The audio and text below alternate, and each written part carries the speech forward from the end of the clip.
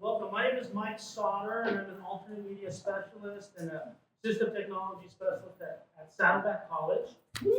I'm also the AT-SIG chair for the AT-SIG, or I'm one of the co-chairs. And I am here today to help present this discussion on AI as an accommodation. Tagline, are we even ready? Please come in, there's seats, everyone, you gotta make room, there's a couple seats up in the front. Please make room for your colleagues too as they're trying to filter in. Okay. All right, I am the moderator today for this discussion, and I want to allow the panel a chance to introduce themselves because we have a wonderful panel that we've assembled here today to help in this discussion. If I pass it over to Aaron to introduce yourself, if you want to. Hi everyone, Aaron Holmes, and I'm the access specialist at Maricosta College. So I kind of do a combination of AT, institutional accessibility, and alternate media. Brian Krause, El Camino College AT specialist. I primarily focus on training of the students. I am not an alt media specialist. Vasquez, assistive technology specialist at Santa Barbara City College. I'm the instructional technology chair for our academic center. And my name is Tiffany Lau. I am at El Camino College. I'm one of the learning disability specialists there, as well as an EAC instructor. Thank you so much. Thank you for offering your time and your expertise for this discussion as well. The final panelist in this discussion is you. Because we are not here to give you the answer. That's why this session has a question mark. Because we felt when we were discussing AI in our jobs as AT specialists and alt media specialists and LD specialists, what does AI mean for our students and ultimately for accommodations? And we know that it's coming. And we thought this would be a wonderful place to start that engagement, start that discussion with the professionals in the field that will be, if not are already, having these questions come up. Okay, shameless plug first. We have another session tomorrow that will be covering AI, generative AI for disability services students. That one is in the morning at 10:45. This conference has been full of AI sessions, which is wonderful. Starting on Sunday, we had workshops on AI. And today, there's been sessions in this room on AI as well. And tomorrow, we're going to continue that conversation because it's changing the game. It really is. This is an interactive roundtable. We want our audience participation, and by the filling of this room, which is fantastic, we are, we need to make this a safe place to discuss openly what this challenge is. So I'm asking you to be that safe place, like our keynote speaker talked about this morning, right? Create the space, right? So that we can talk openly about that without judgment. We are hopefully encourage you guys to share any experiences you have already, any understanding that you have in AI already. And I want you to do that by scanning this QR code, which will give you access to a Google form, which you can put your questions or ideas down. And we'll be monitoring that form live here, and we'll be using that to engage in the discussion. Okay? And I'll also be running around like a madman with the microphone trying to capture everything as well. So please use the QR code to put questions in, and if you just can't scan it and you need to get it out there, you can raise your hand too. We'll offer some time to do that as well. Okay? So first question, we would like to know who's in the audience. So by show of hands, AT or alt media specialist or DSPS specialist in the room. Wonderful. DSPS counselors, LD specialists in the room? Wonderful. Coordinators, directors, Oh. amazing, excellent. Deans? Hey. There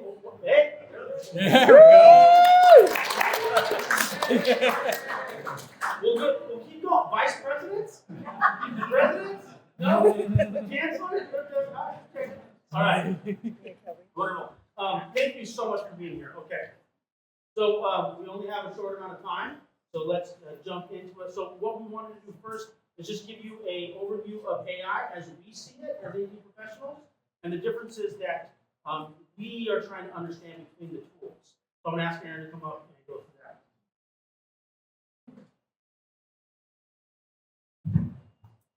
Thanks, Mike. So one of the things that we thought when we started this discussion that we thought was really important to kind of lay the kind of framework, the groundwork for us when we talk about AI is to recognize that the way AI is used,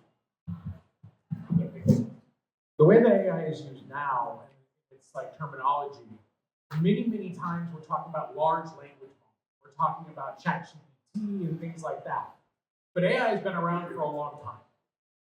And AI has been incorporated into assistive technology for a very long time. So all of our students who use assistive technology, almost all of them are already using AI and have been using AI. And so it's important to kind of have the distinction between generative AI and things like voice recognition, things like OCR, and making sure that we're really kind of aware of those. That's one of the things we want to frame, make sure that we knew in this conversation that when we're talking about AI, we're going to have to talk about the nuances of AI and understanding that some of our tools already have it there. So this idea of no AI might be a really challenging one for us. And then AI's role in accessibility, again, like we were talking about, assistive technology already kind of is incorporating AI, but how far is it incorporating AI? How are we using it in remediation? How are we adding like the human element into the output that comes from AI? And so I think that is just where we wanted to start off, the definition of the differences between all the different AI tools that are out there, the fact that our assistive technology already incorporates.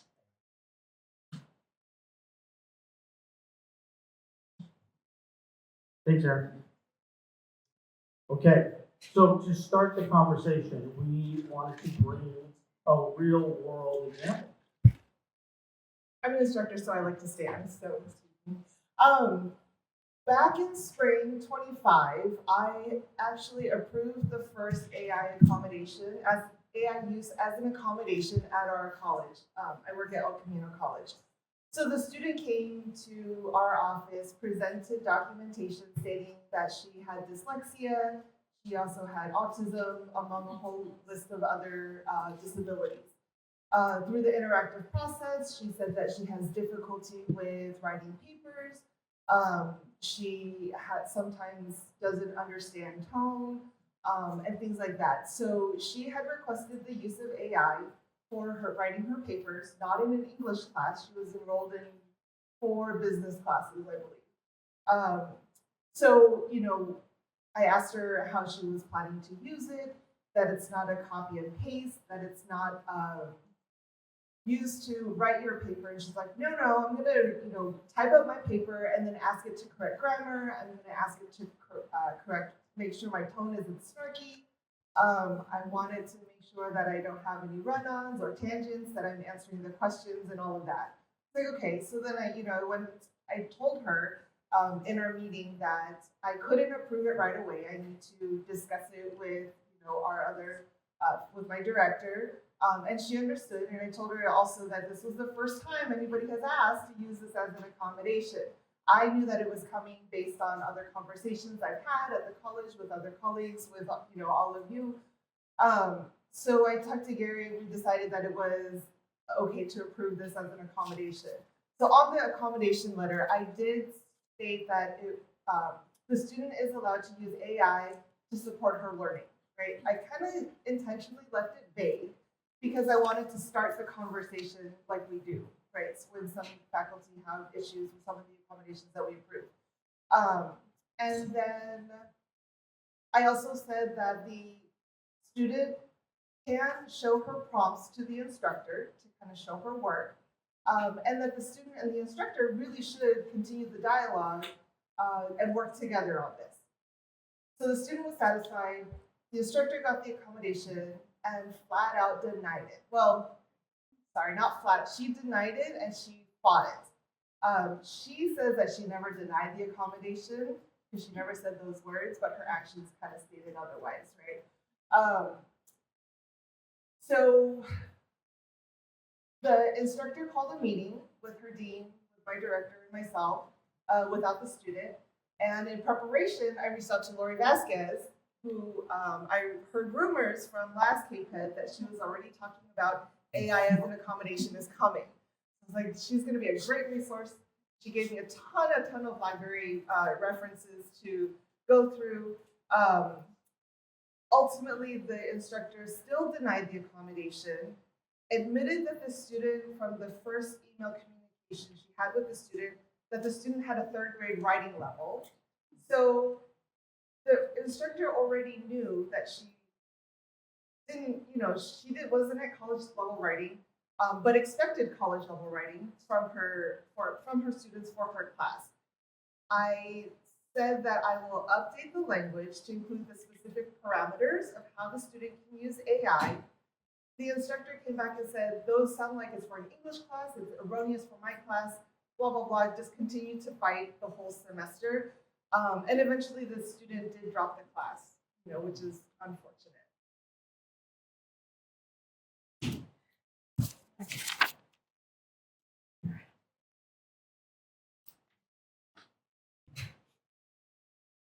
Okay, so I want everyone just to take a deep breath. Because what I'm going to walk you through is what you will experience if you haven't already. And it's important to understand that your reaction will hit all your emotional levels. Mainly because you may not be familiar with what you're dealing with in terms of this emerging technology. And also because you're working with students who also don't understand what it means to work with this emerging technology. So at the time Tiffany reached out to me, I had already attended the State Academic Senate's AI Academy. And I reminded Tiffany that she had reached out in March of 2025. I attended the Academy in February of 2025. And for the last year and a half as chair of the Academic Senate's Instructional Technology Committee, I have been working with our committee to recommend that all faculty on campus have an AI statement in their syllabus. So when Tiffany rang, September of this fall, I get an email from my director alerting me to a conversation of an approved accommodation for a student using messenger pigeon. I'm just going to say the word because we're all familiar with a lot of this technology. And AI was brought up. So I will not repeat the names, protect the innocent. But this is where I want you to take a breath because this may sound familiar. So here we have a note-taker service provider communicating with the instructor. The so-and-so student has been approved for note-taking support as an accommodation for their disability. This semester, DSPS is piloting the use of a third-party note-taking service, Messenger Pigeon, formerly Note-Taking Express, as an alternative to peer notes. This service requires a student to record the audio from lectures and upload it to Messenger Pigeon.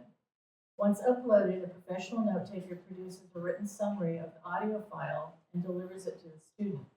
It is understood that the recordings will not be shared with any other party. The instructor responds, don't I have a say in this matter? All of my lectures, including the presentations, are already embedded in Canvas for students to access throughout the semester. I'm fundamentally opposed to any AI use for any of my classes, including the words I say. This is my intellectual property and it does not belong to third-party note-taking services. As such, I'm not comfortable with this tool being used to transcribe notes that are already available for students. I respectfully request that this software not be used. Thank you.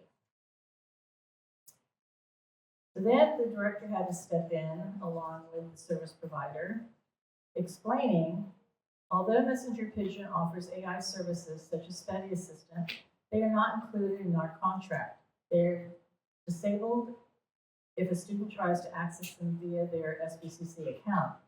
There is an AI-generated transcript at the end of the recording that is built into the app, but students are using the app for professional notes that come after.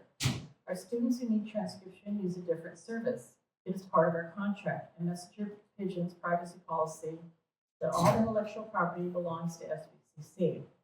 The recording is uploaded to a secure server set to a note taker that is signed a confidentiality agreement and deleted shortly after the end of the semester. I hope this alleviates some of your concerns. I'd be happy to speak to you about this.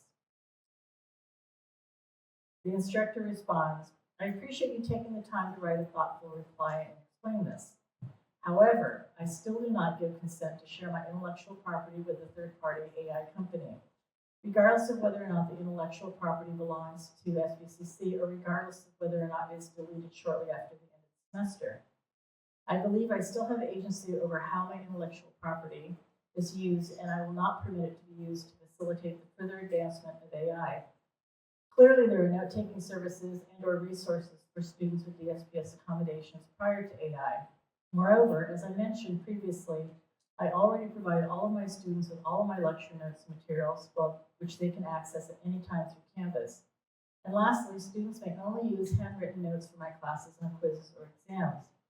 So even if someone were to transcribe my lecture notes, this student or another person would then need to transcribe them to their in-class film journals using a pen pencil in order to use them for any other quizzes. As you suggested, I request an alternative. Thank you for considering my position. I can assure you that I respect the DSPS accommodations and actually go above and beyond in all of my classes to give students extra time if needed, and I gave everyone in the class access to all my lectures and lecture notes. So keep that in the back of your mind as you're listening to this conversation. So this scenario happened actually this semester. I work with students using AT. So we have a student who's blind, uses JAWS in the chemistry class, and we meet every other week to kind of check in to see how the courseware is going, how that started. And the instructor, the student comes in, and we're working on just kind of the general homework things. And all of a sudden, he lets me know that he no longer is using one of the features in JAWS. So JAWS has a feature called Picture Smart, which recently updated its name to Picture Smart AI. And the instructor has a policy in their class that there's no AI allowed. So the student didn't actually bring that to my attention as like, I'm complaining. It was just a casual conversation where the student was like, I stopped using it because my understanding is the syllabus says I can't use AI. And we kind of like, we talked about it a little bit, and I'm like, have you actually asked the instructor about it? Have you actually asked them about Picture Smart? And the student was like, no, I haven't done that. So anyway, we have a really good relationship. We reached out to the instructor. In this case, the instructor had absolutely no issue with the student using JAWS' Picture Smart AI. Their assumption was that when they put no AI, they meant no ChatGPT, no Gemini, no Claude, not you can't use JAWS. But our student heard AI, saw that JAWS says Picture Smart AI, and said, well, I better not challenge this. And so that was our scenario. And then the last scenario I have to offer is this semester, actually, because AI has been such at the forefront of my mind, and some of the tools that we'll be talking about tomorrow are so helpful in terms of helping our students process information. One student in particular, she brought in documentation stating that she was on the spectrum. When I met with her, the mother was also there. She was very overwhelmed and distraught in terms of coming to college. She didn't talk for the first maybe 5-10 minutes of our meeting, had her head down on the table and looked on the ground for 90% of our meeting. and just felt very overwhelmed in her class this semester because she wasn't able to turn in her homework because she couldn't process all of the reading that she needed to do in order to complete the assignment. So as part of my, one of my recommendations to her was to go to our technology trainer, Brian, and talk to him about reading and writing technology. So I approved the reading and writing technology training, and I let Brian, I gave Brian the heads up saying, I really think actually Notebook LM would be a much better suit for this student to help her convert the large amount of text to a summary, to an outline, to something else that's a lot more digestible for the student. I explained that to the student as well, and she's like, she brightened up and looked up at me and said, yes, I think actually that would be very helpful for me if this 21-page document was turned into a bullet form, right? Just something as simple as that. So that's kind of the workaround that I've been doing in terms of approving, kind of pseudo-approving AI as an accommodation, really. It's just to help them process some of this information so that they can get the work done in their classes. The AT training for me has increased tenfold since AI has come out. A lot of us have standardized language across California community colleges, record lectures, all these things. AI is going to fall through the gap. And this is just one example. Tiffany came to me and was like, if I have a student that I think will benefit from Notebook LM, go back to the functional limitations, what do I check off on the box, right? So that's when we decided either one, record lectures, but that didn't fit, or the writing tools, it fits, but give me a heads up so when they come in, I know. Matter of fact, I could set up a separate appointment. I'm starting to set up Notebook LM group training separately beyond that. And there hasn't been any accommodations put in place for it. But I'm seeing a huge success rate in students using this technology, gaining confidence and creating their own notes and study notes. So we just wanted to bring that up as well as we continue this conversation. Great. So what happens when you have a student that's using this technology, whether it's through training from a DSPS specialist, recommendations from their counselor, and then they are using it in the classroom and they get pushback from the instructor? If it's not an accommodation, now what does that student have to fall back on? And that's what this discussion is about, is it an accommodation?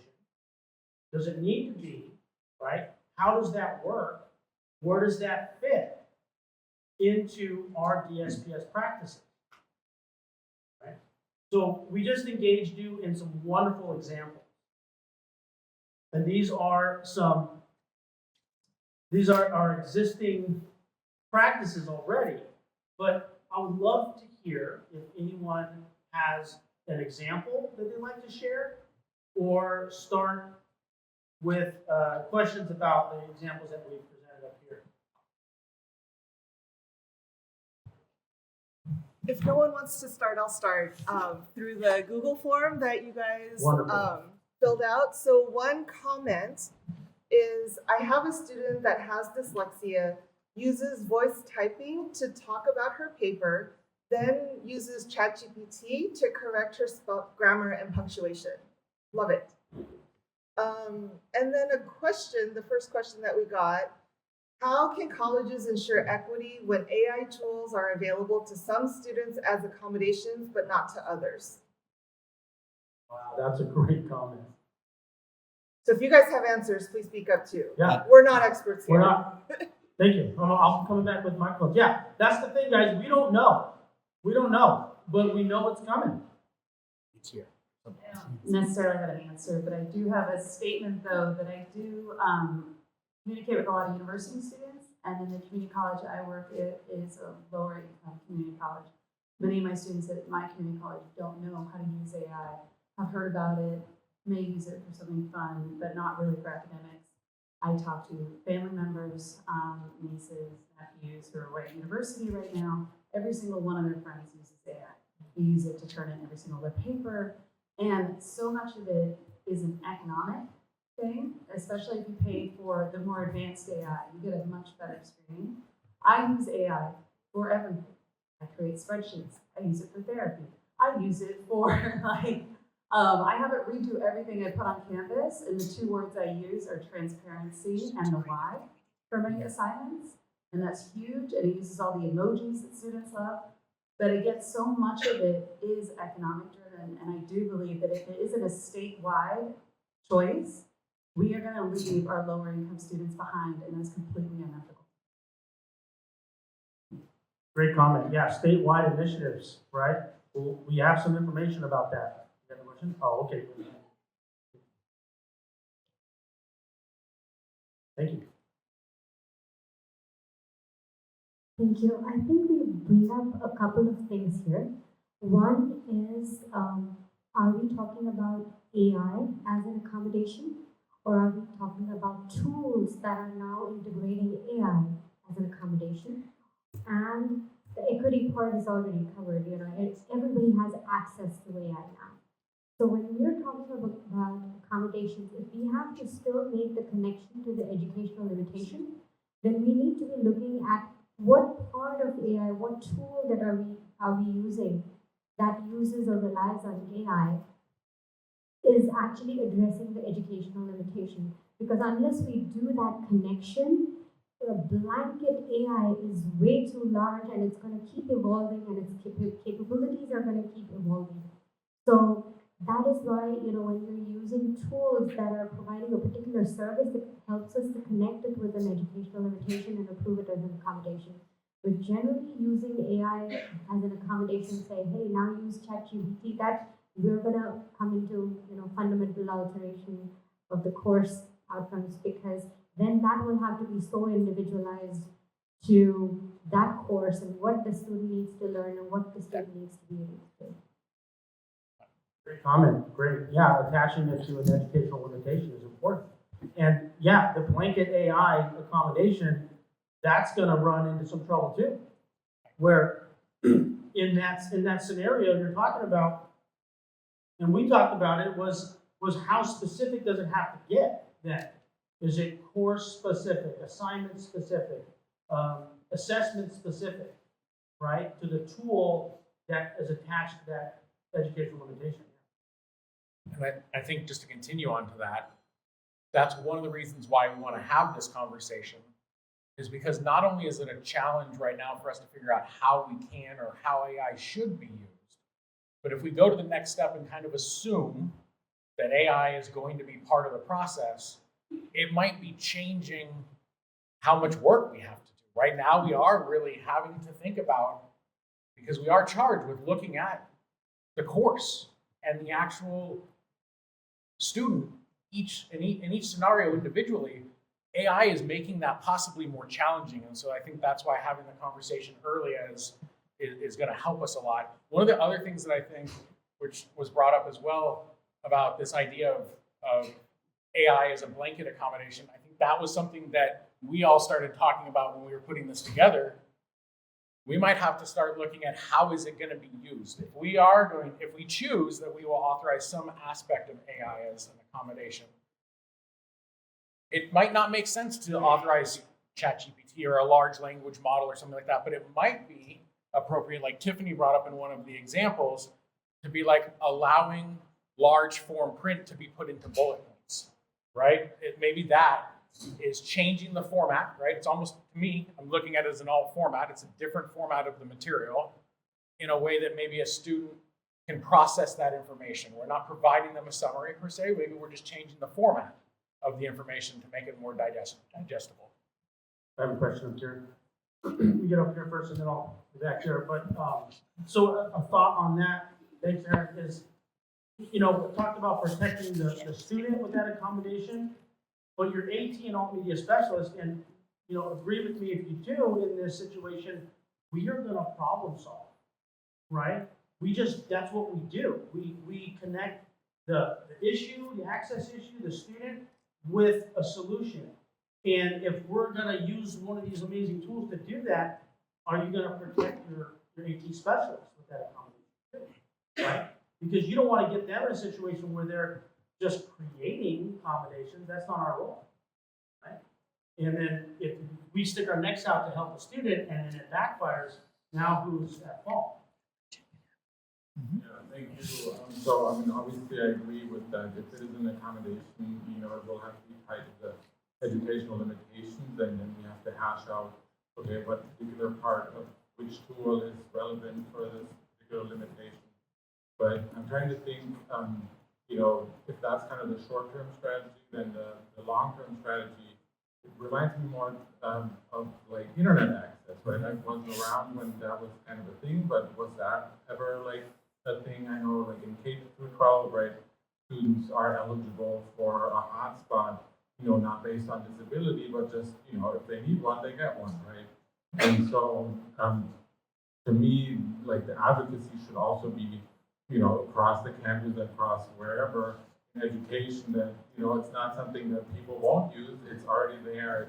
It's happening. So like, kind of, we should own the approval process ideally, right? The reality might be that we will, but to me, it is the internet, right? That's a great analogy. Yeah. I like that. Let me interject here. I'm glad you brought that up because I was thinking that as well. At the same time we're having this conversation, I've been having it with State Academic Senate. And a large part of this is a partnership with our faculty. So on your Senate committees, you have academic policy groups that are updating their policy to include AI. But I know when I presented at the Curriculum Institute, and also I even emailed the State Academic Senate president, I've said I don't want to be caught in a conversation with one of my colleagues about whether this is an appropriate use of the technology that everyone seems to be using. And to someone else's point over there, our everyday tools already have AI embedded, and this is a revolution that's changing the way that those of us who've been in the field for a long time are looking at technology. The whole procurement of technology is changing because it's the vendors who are making the decisions about what features, AI features, will be part of the tool and software that they're delivering to our campuses. If any of you have listened to the Chancellor's Office AI webinars that have been taking place for the last year and a half, major changes in terms of the way they're delivering the information to the system. When I first listened to the first generative AI webinar, my first thought was, well, they're telling us that we can use this, but there's nothing about how to talk to our campus about privacy, data, security. All of a sudden it was like this fire hose of communication about here are the tools, rather than how to protect those who are working on your campuses, utilizing these tools in those areas. So that's another part of the conversation you have to pay attention to. Thank you, Lord. We have a question back here. I was just thinking, if it's related to accommodations, my thought was versus like focus mainly being on AI, which is a tool like many other tools, you focus on what is the actual accommodation like. Is it text to speech? Is it grammar checking? Because you could use various tools which may or may not include AI.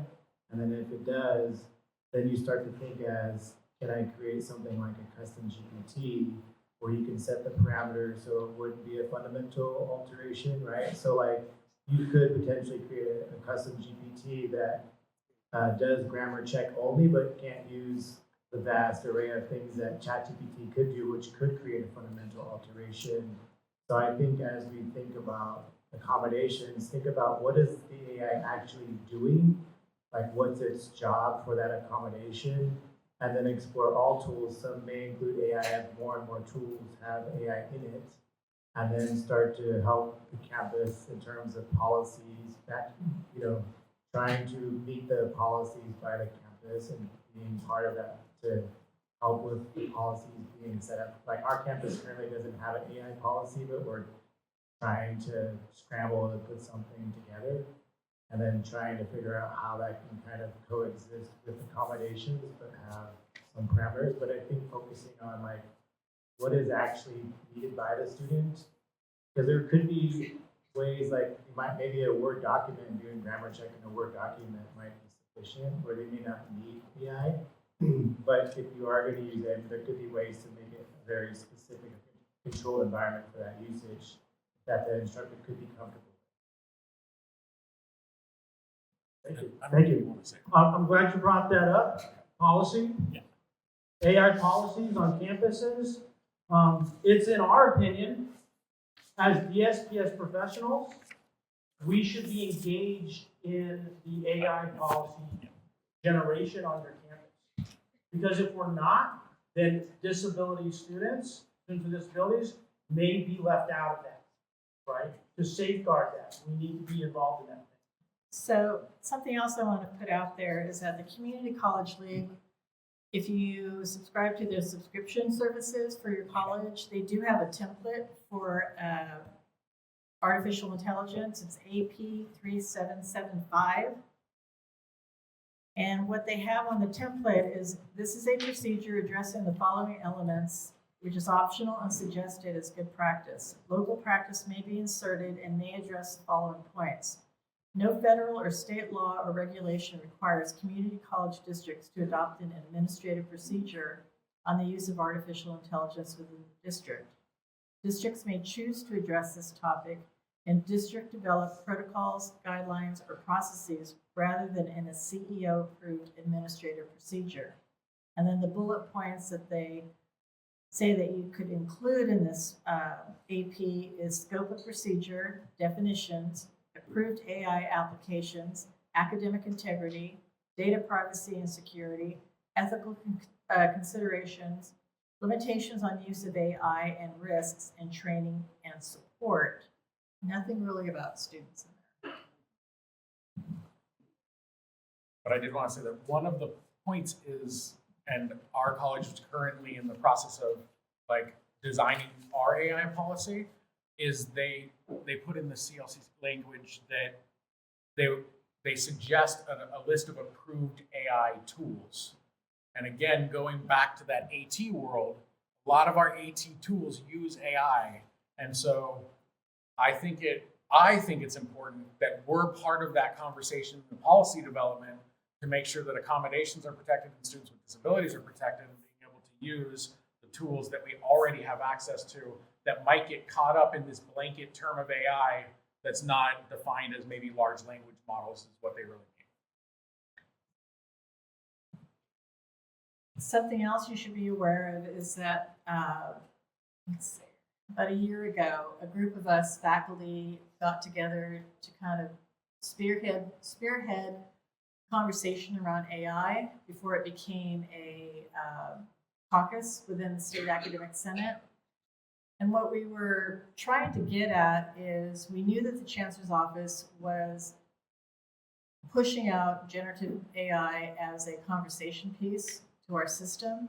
We knew that the new Chancellor had signed an agreement with Governor Newsom and NVIDIA saying that in that agreement we would be receiving AI-based tools for both employees, students, and faculty.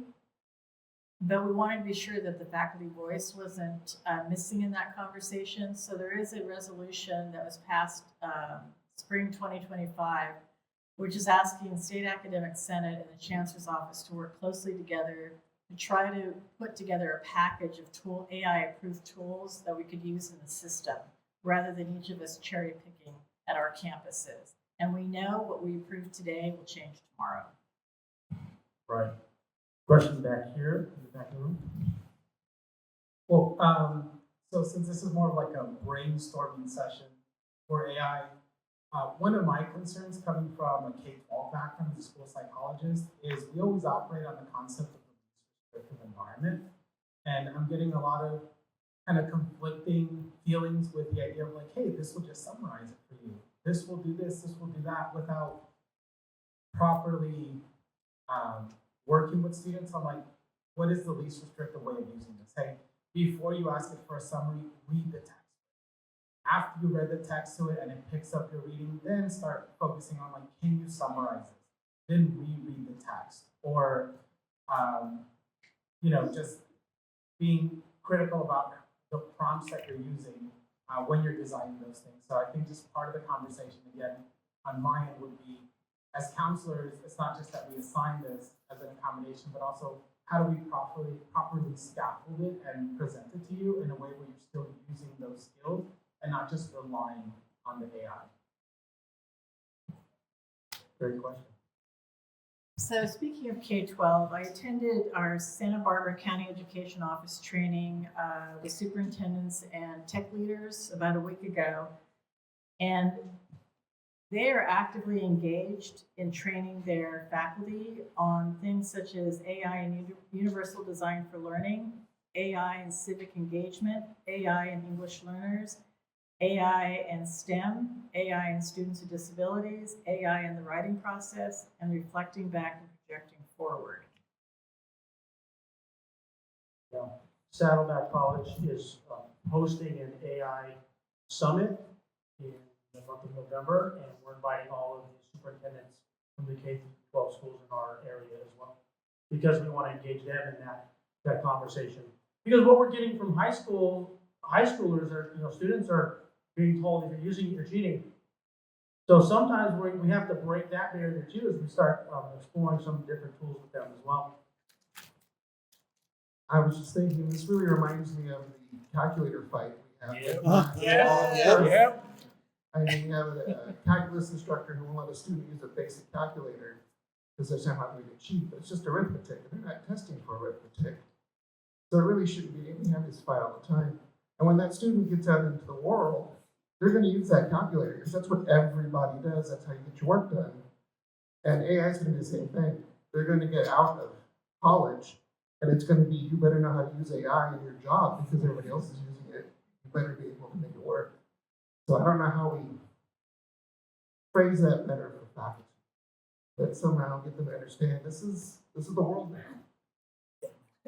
The interesting part of this whole conversation, while we're struggling to determine how to make it work for students, faculty are struggling to understand why there's so many more AI-enabled features suddenly showing up in Canvas.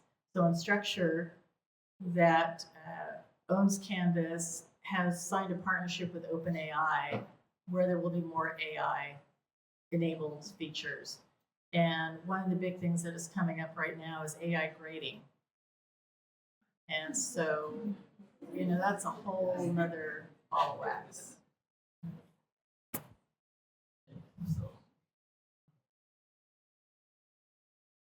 This is great. Any other comments on?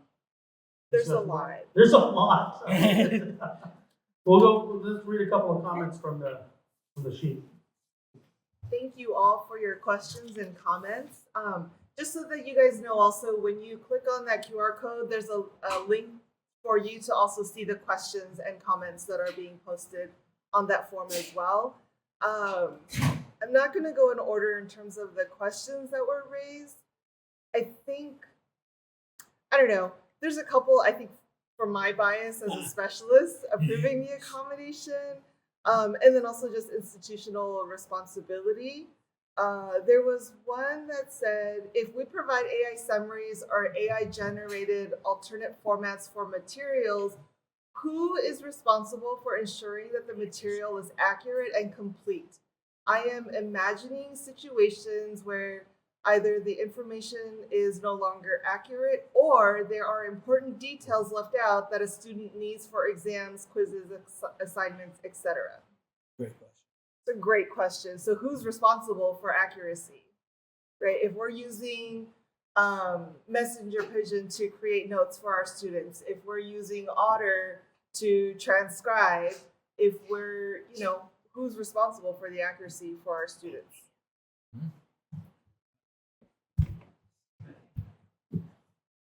No, I'm not answering who's responsible. But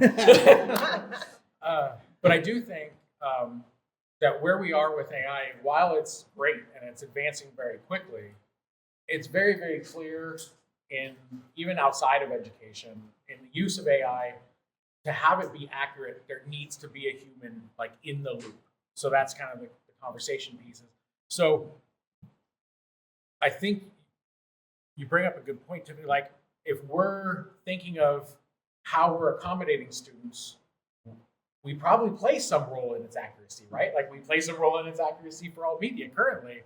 So how do we balance that as we start to kind of tangle with this AI as an accommodation? If we start to approve AI notes or AI summaries or AI bulleted lists, again, I don't know that we have answers, but that might end up being something that you choose that comes through like alt media, and alt media starts kind of vetting those. I'm not saying that that's the process that I want, but I don't know what we're going to have in that world, but it is something that I think we're going to have to discuss and figure out.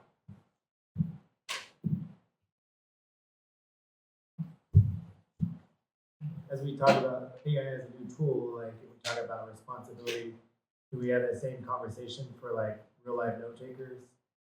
Like, are we responsible for, who's responsible for their accuracy? Yeah. Because sometimes when something new comes along, we tend to be a little bit like, well, we have all these questions, but then we don't look at similar. Again, we go back to what's the accommodation, note taking, and then you have various ways to do that. AI is one option, but you have in-person note taker, you have audio devices, you have AI in part of those devices. Who's responsible for the in-person if we're going to be fair to the other option as an accommodation? Because I don't think anyone, when they send someone, I think we do what we do with in-person, right, to be fair to AI. You try to hire people that, like we give people who before we hire them, we give them a test to see how good of a note taker they are. If you're going to employ AI technology that you're going to use as note taking, you're going to probably want to do some initial tests to see accuracy. And at the very least, be transparent to students, like it's like 90% accurate, so that at least they're informed on what the accuracy rate tends to be. I think is a good start, right?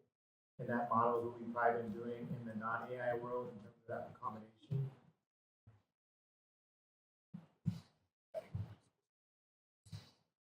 I think that ultimately the responsibility is on the student.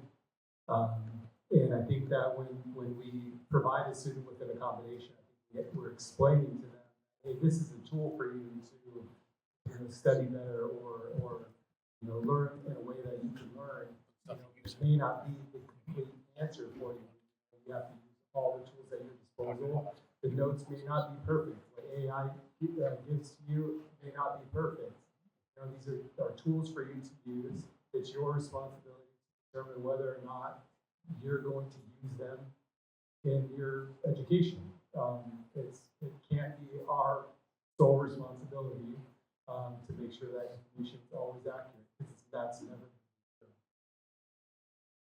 I'm thinking about transferable skills. I think we've heard often about we need to start training our students to be ready for the workforce. So our Career Center last week hosted the beginning of an AI Unlocked series, and they invited business owners to come and speak to students about what they're looking for in terms of AI-ready skills. And one of the business owners identified as neurodivergent and explained that the way she got through school was using Notebook LM. I also wanted to follow up with the gentleman who just said that it's the responsibility of the student.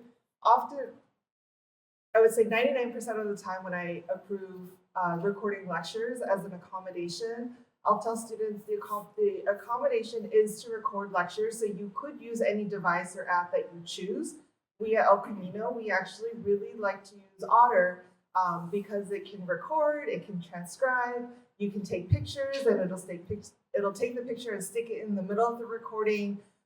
If you're in a math class, you take a picture of every single step. So when you go back and listen to that audio, you have a very good visual of what the instructor was doing at that time, right? Because we all know math instructors, they say, carry this over here, and then don't forget over this and that, and right, very general terms. So if you have that visual to go along with it, it's a lot more helpful.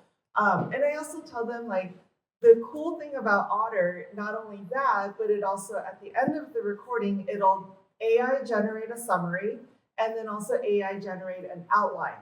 And that outline is a good place for you to start your notes. I wouldn't say that that's your notes because, it's AI, you're not sure if it's accurate or not.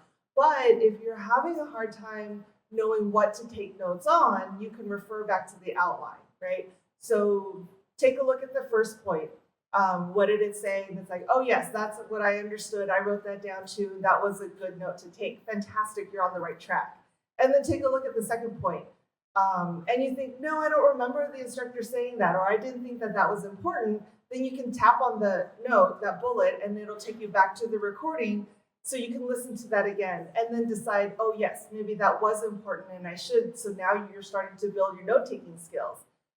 Or you can also think, no, I remember the instructor thinking about that and they said not to worry about it. So I'm on the right track, right? So it's always that back and forth, making sure that it's the start of your notes and making sure that the information is accurate from the student's perspective. I see this as two different issues. One is if it's an accommodation to approve similar to alt media, that may fall under our institutional responsibility for the quality. If it's on the training aspect of it, when I'm meeting with the student, I let them know it's AI and it's ultimately your responsibility.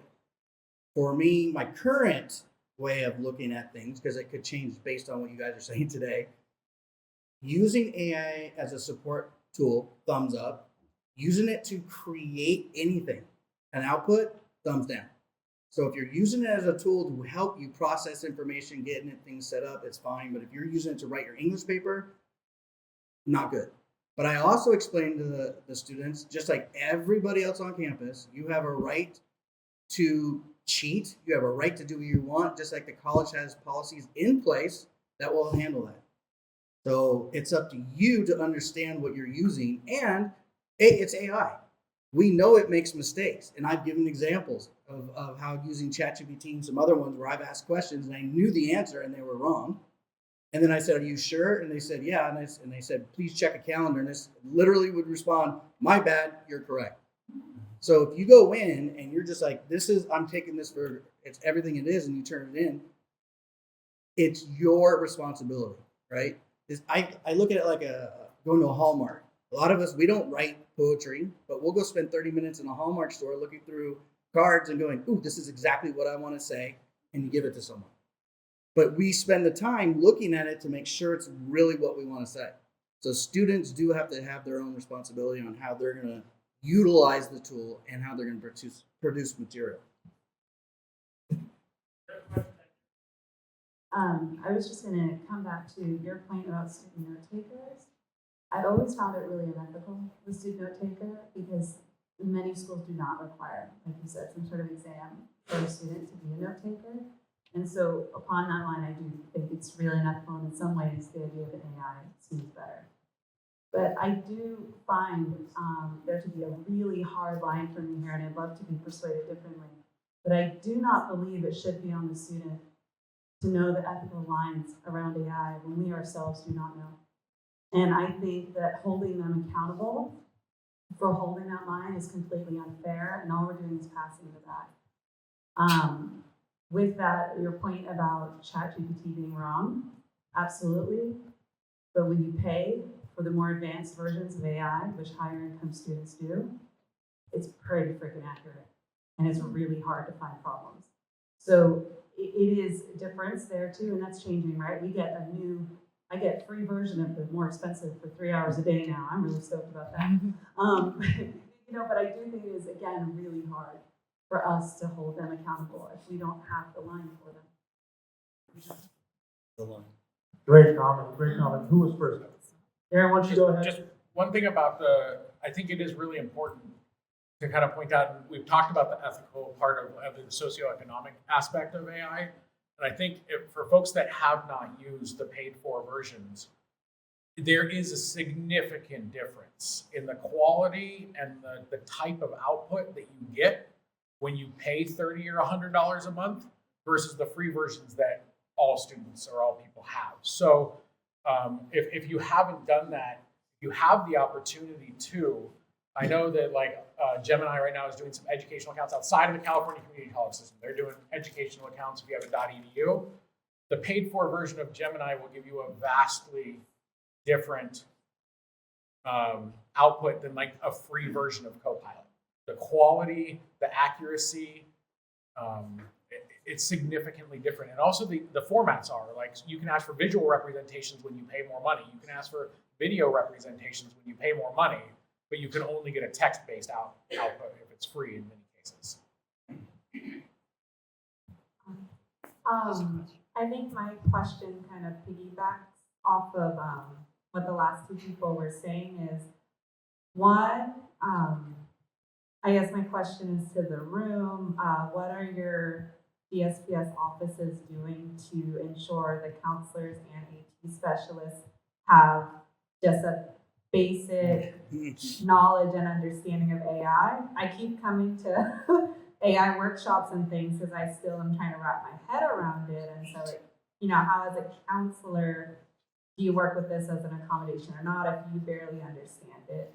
And then also I've run into students who they don't need to use our Otter AI. They have another note-taking, AI thing that they have purchased on their own. And then that comes into equity challenges of how do we make sure we're providing to all of our at least DSPS students, like if not the best version, but something that, maybe puts them on more level playing field, because there's a lot of different cool note-taking softwares and things like that, but, we just might be offering the most basic thing. It kind of reminds me. Yeah. What? Are we not prepared for this? I mean, just like the other comment about faculty. Faculty are getting thrown one LTI after another with AI. And, I'm hearing on my campus, like, slow down. I need just some time to figure out how to use this one. And you're telling me I got this one and this one now? Like, yeah.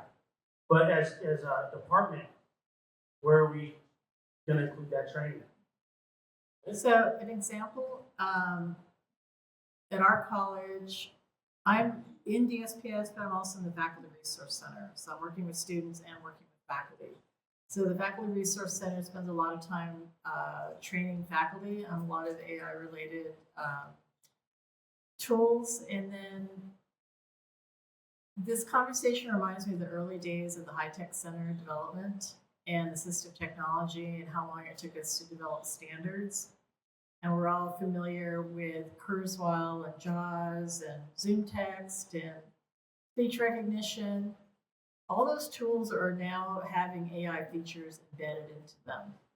So what we deem as a standard on our campuses, I think that's a joint conversation between us and the Chancellor's Office in terms of what they are supporting through college buys and how they work with us in terms of what we need based on what we're seeing on our campuses.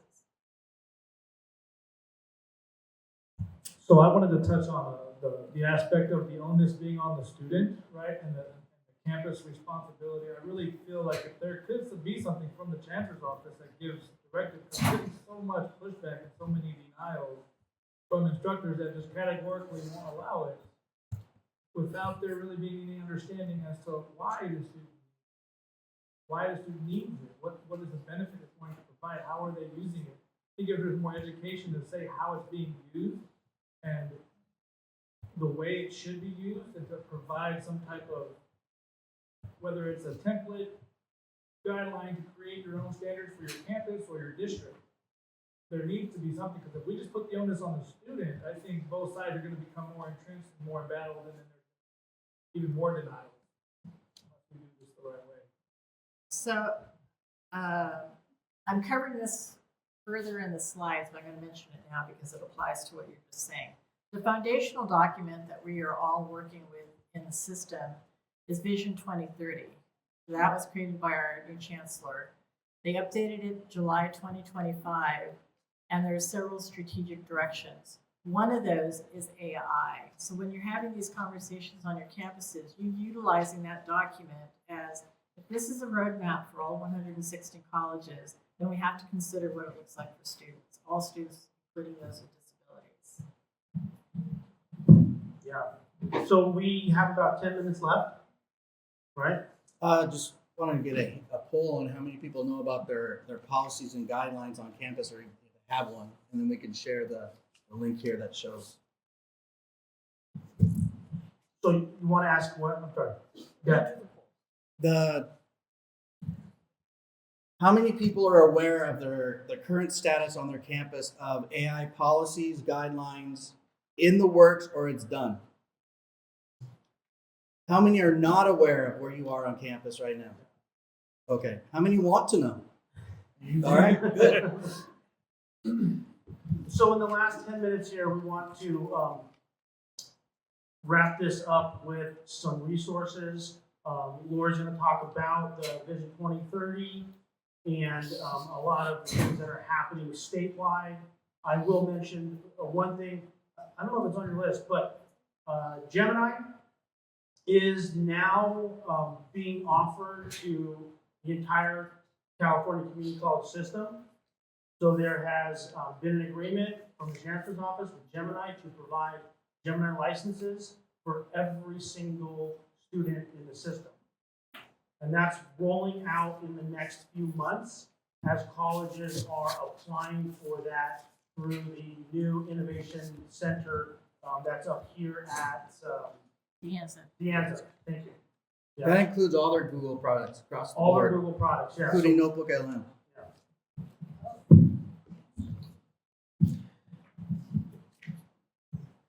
So I put together just a few references here, but there's a lot out there that has been happening in the last year and a half in our system.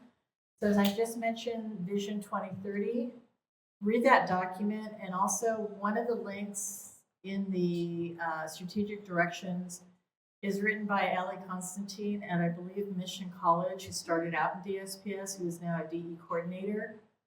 She addresses accessibility in AI, and if you catch the last Board of Governors meeting, she did a presentation in front of the board on AI and accessibility. Other things, a paper on generative AI and the future of learning, many professional development and learning opportunities. I'm seeing it on the SLOW listserv, Student Learning Outcomes listserv, AI and student learning outcomes.